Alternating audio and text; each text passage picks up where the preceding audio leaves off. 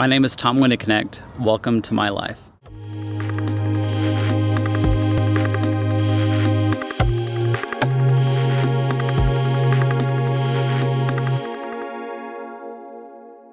Instagram has become a real inspirational tool for me, because it's like seeing things that it's like, oh, I want to try that. Taking pictures was fun, but I want to try video now, or I want to try, I got into stop motion and started doing a lot of stop motion animations, and through that has really boosted my Instagram as well, because then a lot of brands were realizing that they liked stop motion, that it was eye-catching. So what happened was 2 years ago, Google came out with the Pixel phone, and I noticed that they were starting to work with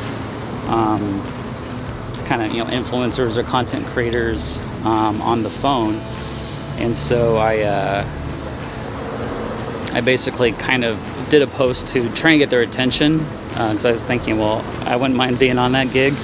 And when I posted it, within probably a couple hours, they contacted me and said, hey, we'd like you to be on Team Pixel. Can we send you a phone? I'm like, sure. And then it all kind of went from there, and really grew into some trips, being invited to their announcement of the Pixel 3 phone. So it really opened up some opportunities to do a little bit of travel and meet other influencers and meet other photographers and really grow. So it was actually really been a really cool experience. When I started my feed, not started Instagram, but when I actually started to realize I wanted to work with brands and create more content, I knew I had to keep a certain aesthetic. And so that's when I really switched to a lot of pinks, a lot of blues, and keeping that kind of consistent theme. And one of the drawbacks I had on it was I knew then that I couldn't post a beautiful sunset out in the desert with a bunch of browns and golds and yellows, that it wasn't going to work anymore. It would totally look kind of off-brand, if you want to put it that way. It's changed a lot. I would say that it's harder with the algorithm on Instagram, and that's my main platform. And I think it's harder to get noticed now than it used to be. I've known a lot of people, and including myself personally, where you start kind of stressing out about it. And so, but I'm seeing it more and more where people get really stressed out. They get anxiety from it, and it's sad in a way, because that's the kind of stuff that people didn't come to Instagram for. They didn't come to feel not feel confident or not feel good about what they were doing. It's supposed to be about creating stuff that you enjoy and sharing it with people, and I think that's where it's kind of lost some of its sparkle from people taking it a little too seriously, and if they're trying to make a living off of it, and I'm sure that's tough. I don't have to make a living off my social media. I do make money, but I don't make a living off it. So it's I don't feel that stress that some people do, that they're doing it because that's their paycheck and they got to pay their mortgage or their rent. My wife had cancer 2 years ago, or nearly 2 years ago, and so having that job and the benefits, was oh my gosh, I'm so glad I had these right now, because it would have been very hard otherwise to financially make it. So in that aspect, I'm really glad that I have my job and that I have the benefits. So I don't know if even if I would go full-time on Instagram, just because I'd be concerned about that.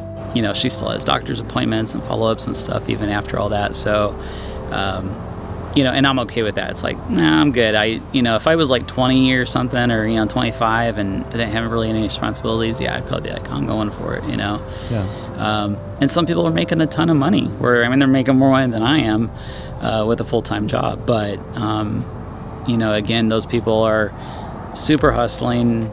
It's how much do you really want to work to make it happen? And some people work really hard and still don't. So it's almost like a luck of the draw with some cases. There's some people that have just been doing it longer, and they got in right at the right time. I got in at a really good time for it, when it was still kind of becoming a thing. But I just haven't pushed myself enough to really, grow and get huge. Something else I could actually talk about is you know, people like buying followers and all that stuff. Yeah. Do you buy followers? No, I don't buy followers. I mean, it's definitely crossed my mind, 'cause it's like tempting to be like, oh, I want to grow and get bigger, but now, you know, especially, well, one, I just would rather be authentic and, you know, grow naturally and organically, and I don't want to force people to like my stuff. If they like it, great. If not, that's fine too. You know, I mean, everybody's got their own opinion on style and what they like, but I don't buy likes, I don't buy followers, and people that are doing it are really risking it. I mean, if you're just doing it just to get a lot of followers and look cool, fine. But if you want to work with brands, they are really looking at that kind of stuff now, and they can tell by your engagement. If you have, you know, 50,000 followers, but you're getting 100 likes on a picture, something's wrong. So they're using tools now to see how authentic your account is. So I would definitely recommend, like, don't buy followers, don't buy, you know, likes, but just grow organically. Engage with your audience, engage with the community on Instagram, follow and like and comment on other people's stuff that you like, maybe that has the same aesthetic, or maybe you just like it, and grow that way.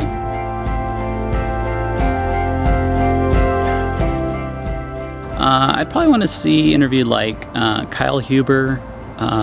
His handle is A Sense of Huber on Instagram, or Tommy Lundberg. He's Tommy and Lundberg on Instagram.